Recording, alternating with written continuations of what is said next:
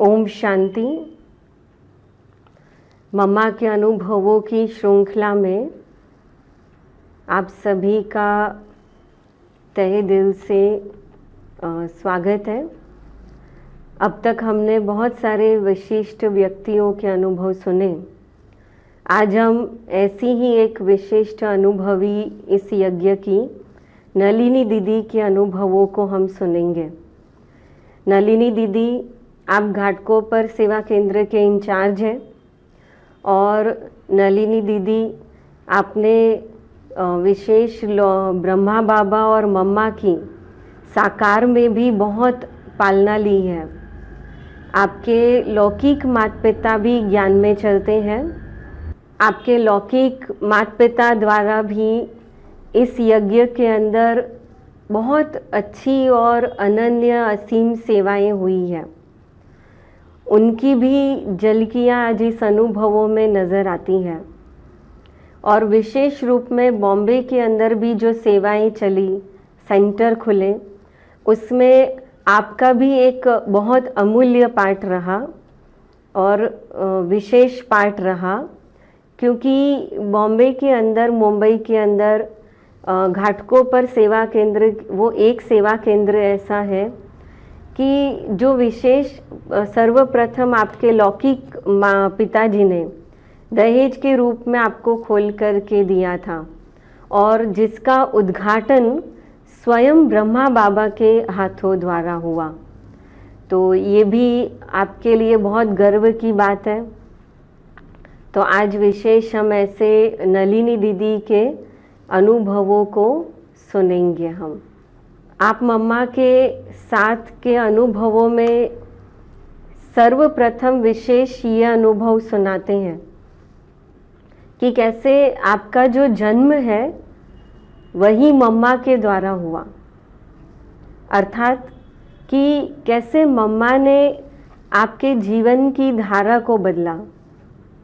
आप सुनाते हैं कि जब लौकिक में माता पिता तो ज्ञान में संलग्न थे, पर विशेष रूप में आपका जो पार्ट था वो थोड़ा ज्ञान से अलग था, क्योंकि आपको ज्ञान की बातें ज़्यादातर बहुत अच्छी नहीं लगती थी या ज्ञान सुनना बहुत बोर लगता था और आप बाह्य दुनिया में ज़्यादा रहना पसंद करती थी।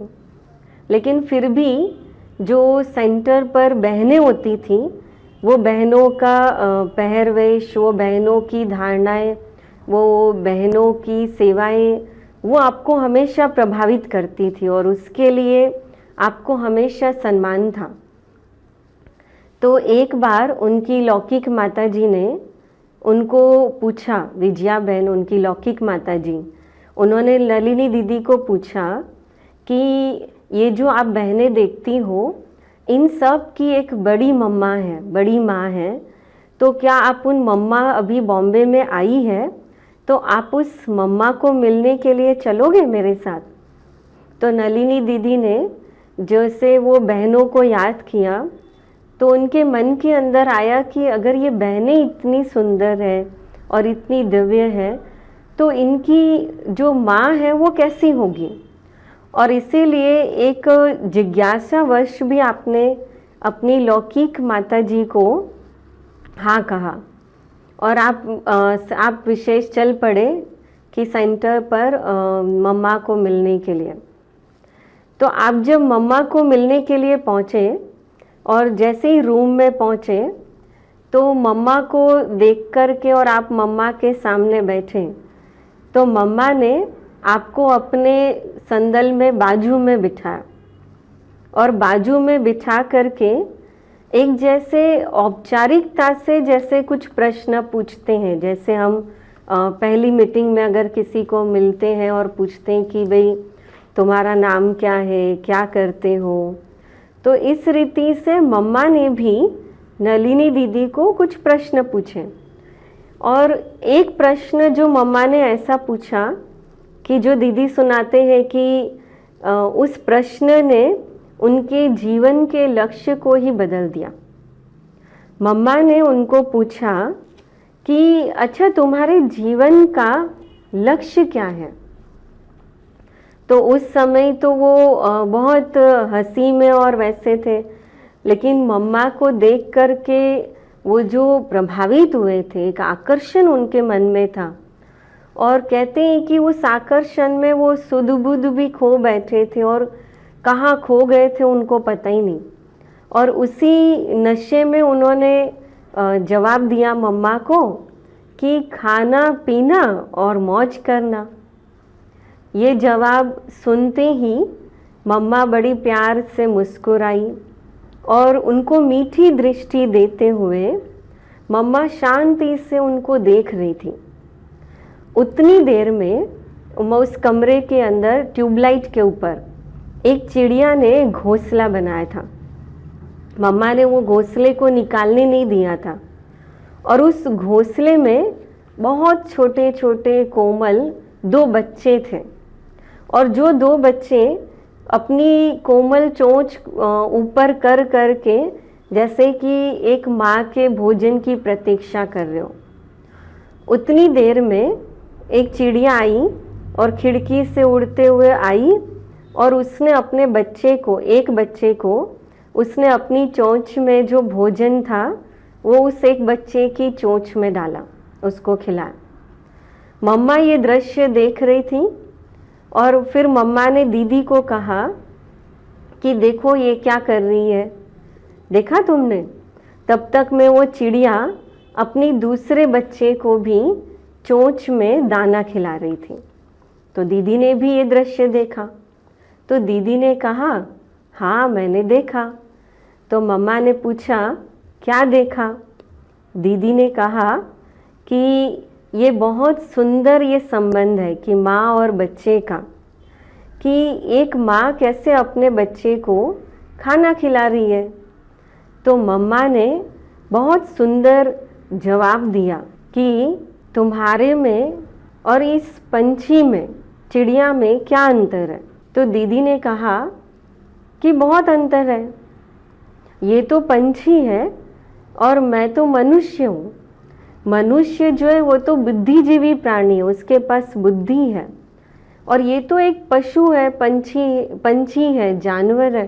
तो मम्मा ने कहा कि देखो जैसे एक पंछी भी अपनी गृहस्थ जीवन को चलाना जानता है, बच्चे पैदा किया, बड़े हुए, उनको खिलाया और फिर इस संसार से चले गए। तो अगर ये बताओ जीवन का लक्ष्य सिर्फ अगर खाना पीना और मौज में रहना हो, तो इस पंछी में और तुम्हारे में क्या फ़र्क हुआ दोनों में। दीदी कहती है कि जैसे ही मैंने ये बात सुनी, तुरंत मेरे दिव्य नेत्र जो थे वो धीरे धीरे जैसे कि खुलने लगे और दीदी को ये अनुभव हुआ कि जैसे कोई उनके दिव्य नेत्रों को टच कर कर के धीरे धीरे कोई जैसे उसमें प्रकाश भरता जा रहा हो। क्योंकि जब नलिनी दीदी को मम्मा के पास मिलने के लिए लेकर आए थे, तो तभी उनकी माँ के पास उन्होंने शर्त रखी थी कि मैं आपकी मम्मा से मिलने के लिए आऊँगी, लेकिन एक शर्त पे आऊँगी कि मुझे वहाँ पर कोई भी बहनें ज्ञान की बातें नहीं सुनाएगी। और इसीलिए शायद जब आप आए थे वहाँ पे तो किसी बहनों ने आपको ज्ञान की बातें नहीं सुनाई, पर मम्मा की ये बात सुन कर के जैसे ही कि आपके मन के अंदर एक हलचल हुई, एक मन के अंदर जैसे रोशनी होने लगी, और फिर मम्मा ने धीरे धीरे अपने मधुर स्वर के साथ, बहुत मीठी और प्यारी मुस्कान के साथ मम्मा ने आपको ये ज्ञान की समझ दी और ये सुनाया कि कैसे मनुष्य जीवन है वो दिव्य जीवन है, और मनुष्य जीवन का महत्व कैसे श्रेष्ठ हो सकता है, और मनुष्य जीवन की श्रेष्ठता, मनुष्य जीवन की महानता, और मनुष्य जीवन को हम इन देवताओं जैसा, लक्ष्मी नारायण जैसा कैसा बना सकते हैं, दिव्य बना सकते हैं। तो वो मम्मा ने आपको सुनाया और वो सुनते ही आपके मन के अंदर भी जैसे कि एक लहर उठी और आपने धीरे धीरे इस ज्ञान को भी सुनना स्वीकार किया।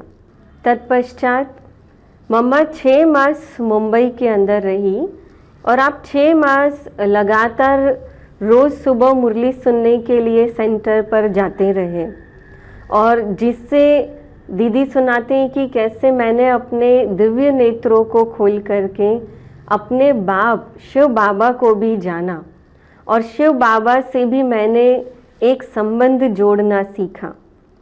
उसके बाद मम्मा की विशेषता ये थी कि मम्मा जब भी किसी बच्चों से भी बात करती थी तो कभी भी किसी छोटे या बड़े बच्चे से जब बात करती तो उनको बच्चा देख कर के बात नहीं करती थी। दीदी सुनाती है कि भले उनकी आयु बहुत कम थी, पर मम्मा जब भी उनसे मिलती थी वो हमेशा ऐसे बात करती थी कि जैसे कोई बुजुर्गों से बात करते हो या किसी बड़ों को ज्ञान की बातें सुनाते हो। तो ऐसे मम्मा बिना कोई भेदभाव रखे उनको ज्ञान की बातों का और समझ का हमेशा एक कहीं ना कहीं आदान प्रदान करती थी। और इसीलिए दीदी को भी जब भी कोई ज्ञान में कोई प्रश्न में या कोई बात समझ नहीं आती थी या कोई समाधान नहीं होता था तो वो मम्मा के पास जाते थे और मम्मा बड़े प्यार से उनको दिल को तसल्ली देने वाले उत्तर देती थी। विशेष उनके लौकिक पिताजी कि काकू भाई जिनको यज्ञ में कहते हैं, तो उनके लौकिक पिताजी का भी विशेष मम्मा के साथ बहुत सुंदर पाठ रहा, क्योंकि दीदी सुनाते हैं कि उनके लौकिक पिताजी की जो माताजी थे उन्होंने बचपन में ही शरीर छोड़ दिया था, और इसीलिए जब उन्होंने पहली बार भी मम्मा को देखा तो मम्मा से उनको एक अलौकिक और एक बहुत सुंदर संबंध महसूस हुआ। और मम्मा भी काकू भाई को बड़े प्यार से एक माँ के रूप में हमेशा उनको पालना देती थी, उनको सम्मान देती थी।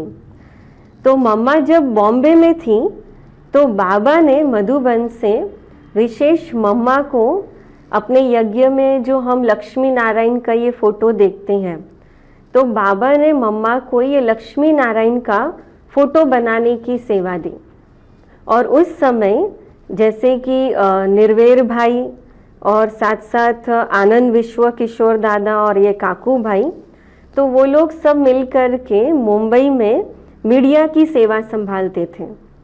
तो बाबा ने जब मम्मा को ये सेवा दी तो मम्मा ने भी काकू भाई और इन भाइयों को, वरिष्ठ भाइयों को बात की, और मम्मा ने काकू भाई को एक सेवा दी कि वो कोई आर्टिस्ट को ढूंढ करके लेकर के आए।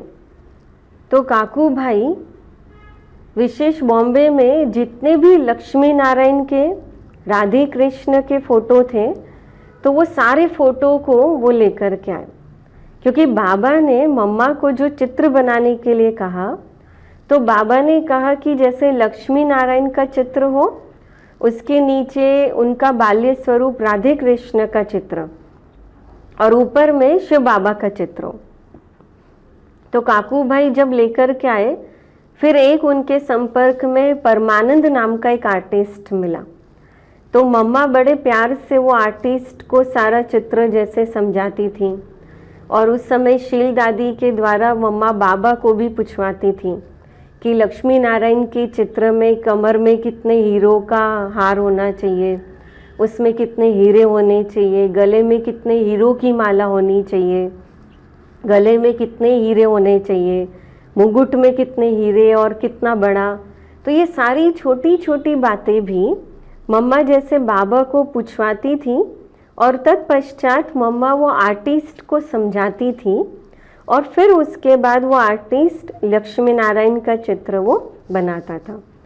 तो दीदी सुनाती कि पूरे 6 मास उस चित्र को बनाने के लिए लगे, और 6 मास में पूरा चित्र बन करके तैयार हुआ कि जो आज हम ये लक्ष्मी नारायण का चित्र देखते हैं।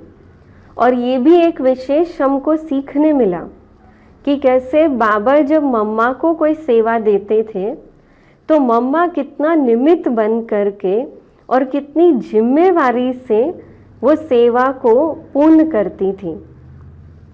और उसके साथ साथ दीदी सुनाती कि कैसे मम्मा का जो बोलना होता था, मम्मा का नज़रिया था, मम्मा का हर कर्म था, कि वो मम्मा का हर कर्म और देख करके हमेशा ऐसे लगता था कि जैसे मम्मा अपने भविष्य स्वरूप को ही देख करके आज चल रही हो, और मम्मा को देख करके भविष्य का स्वरूप वो मम्मा को सामने दिखता था।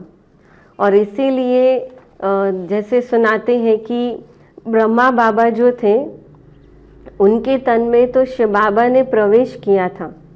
वो भागीरथ थे, भाग्यशाली रथ थे।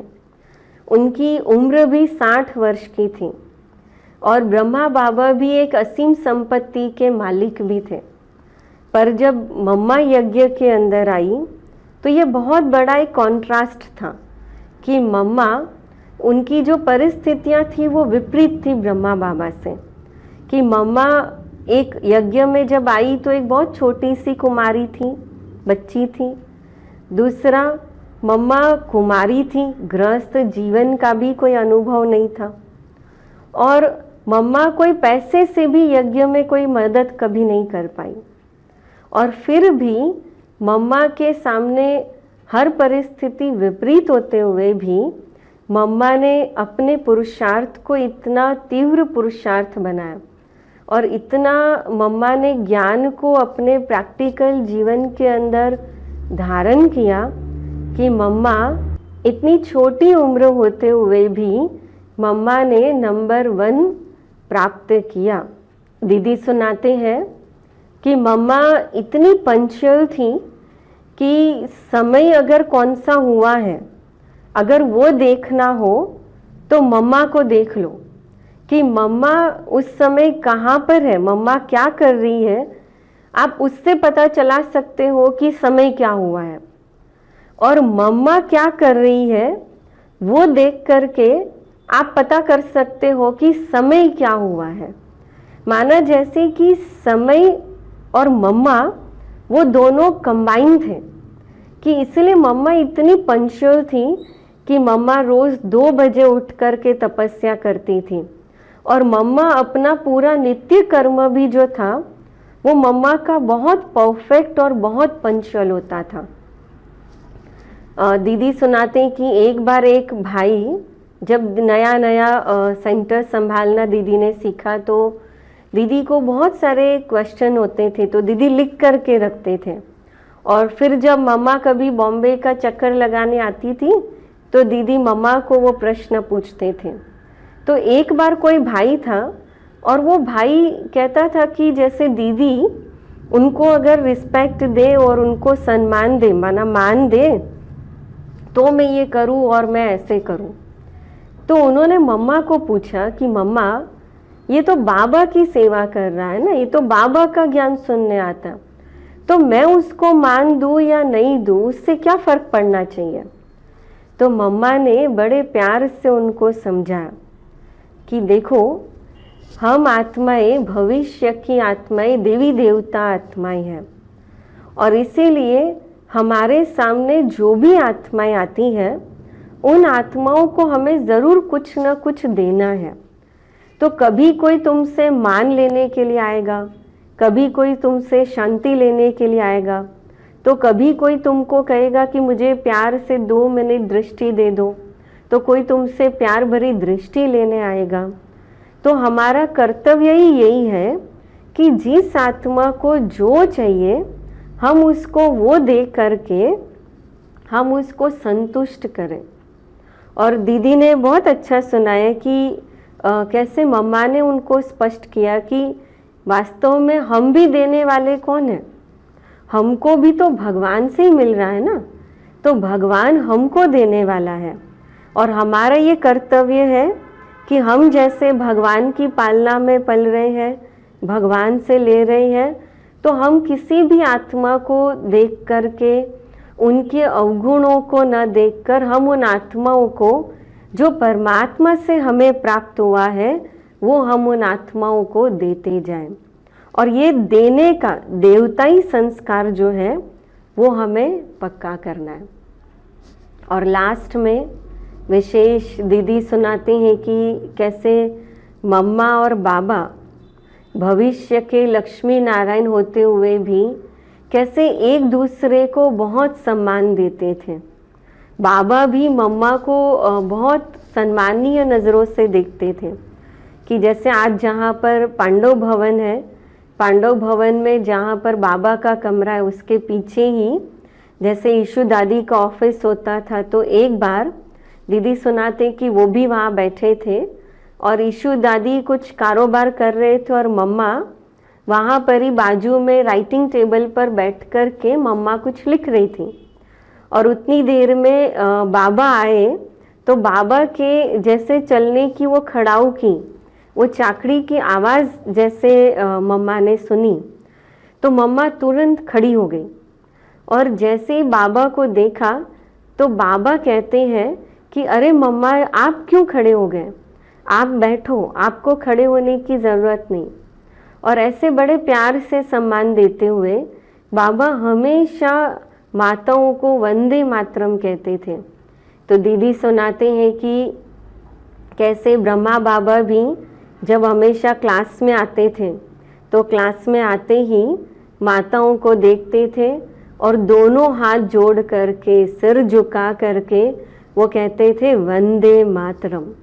और ऐसे कह कर के बाबा माताओं को भी सम्मान देते थे। और इसीलिए हम देखते हैं कि जैसे भक्ति के अंदर भी आज तक भी विशेष हमें ये नज़र आता है कि देवी देवताएं, पहले देवियों की पूजा होती है, या ये जो नारी का सम्मान है वो आज तक भी लिया जाता है। तो ऐसे दीदी अपना अनुभव सुनाते हुए दीदी विशेष ये लिखती हैं कि ऐसी भाग्य विधात्री जगत अम्बा जिसकी महिमा अपार है, बेजोड़ है, बेमिसाल है, वह स्वयं सर्वशक्तिवान परमपिता परमात्मा की पहचान है। सर्व गुणों से अलंकृत, दिव्य शक्तियों से संपन्न, सर्व की प्यास बुझाने वाली, सर्व की मनोकामनाएं पूर्ण करने वाली, पवित्र, शांत, गंभीर, शीतल, ऐसी प्राण प्यारी मातेश्वरी सरस्वती का गायन वर्णन स्वयं परमपिता परमात्मा जिनके अपने मुख कवल द्वारा किया हो, ऐसी जगत अम्बा के बारे में दीदी कहती है मैं और क्या लिखूं। और ऐसे बहुत प्यार से दीदी कहती है कि ये मेरा परम सौभाग्य है कि जो मुझे ऐसी मम्मा के साथ रहने का अवसर मिला, उनकी पालना का अवसर मिला। और सच में हम अभी जैसे जैसे ये मम्मा के अनुभवों को सुनते हैं, मम्मा की विशेषताओं को सुनते हैं, तो हमें ये महसूस होता है कि इस संगम युग पर हम आत्माएं भी कितनी भाग्यशाली हैं कि लौकिक दुनिया के अंदर भी सर्व संबंधों में सर्वश्रेष्ठ संबंध जो होता है वो माँ और बच्चे का होता है। कहते हैं कि बच्चा जब इस दुनिया में जन्म लेता है तो जन्म लेने के पहले से ही वो माँ से जुड़ा होता है। और इस संगम युग पर हमें एक नहीं पर इस अलौकिक जीवन में दो दो माँ की पालनाएं मिल रही है। मम्मा तो है ही माँ के रूप में, पर शिव बाबा ब्रह्मा बाबा को भी बड़ी माँ कहते हैं। और ऐसे बड़ी माँ और मम्मा की पालना जो हमारे इस संगम युगी ब्राह्मण जीवन के अंदर, जिनके कदम पर कदम चलते हुए हम भी इस ब्राह्मण जीवन के अंदर संपूर्णता को प्राप्त कर सकते हैं। तो मुझे बेहद खुशी है कि ऐसे मम्मा के विशेष जून मास के अंदर हम मम्मा की इतनी विशेषताओं को सुन रहे हैं। और इन विशेषताओं को सुनते हुए हम इन मम्मा की विशेषताओं को अपने जीवन में धारण करते हुए जो बातें आपके सामने रखने का अवसर मिला, उसको मैं भाग्यशाली मानती हूँ। और इसी लक्ष्य के साथ कि हम सब मिलकर के ऐसा पुरुषार्थ करें और मम्मा की तरह, ब्रह्मा बाप की तरह संपूर्ण और संपन्न बने।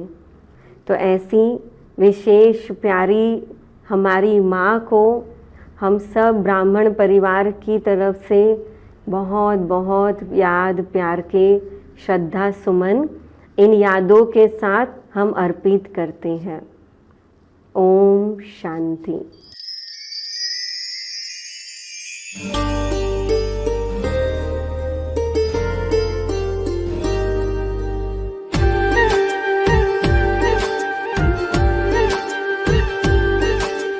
फूलों की तरह खिलते देखा, तारों की तरह चमकते देखा।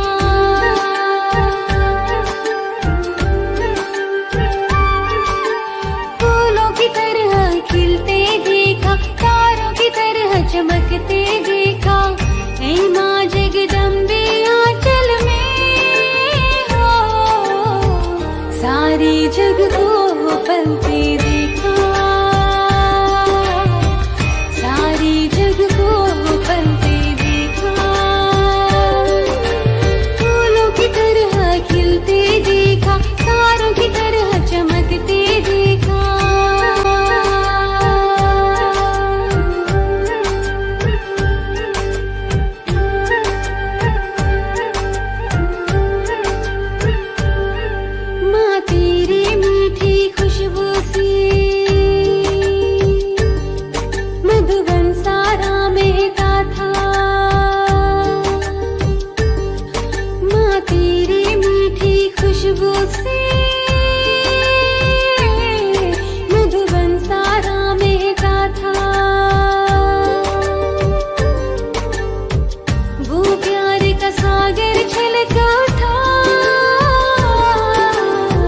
सबकी पीड़ा हरते देखा,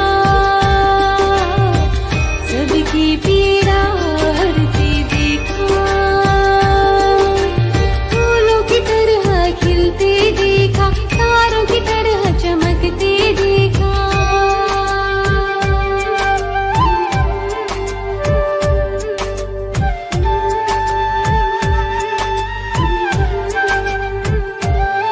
सबके आंसू तुमने पोंछे, पर तुम ना हरगिज़ रोई थी। सबके आंसू तुमने पोंछे, पर तुम ना हरगिज़ रोई थी। गंभीर धीर ममता मूरत, सब में खुशियाँ भरते देखा, सब में खुशियाँ भरते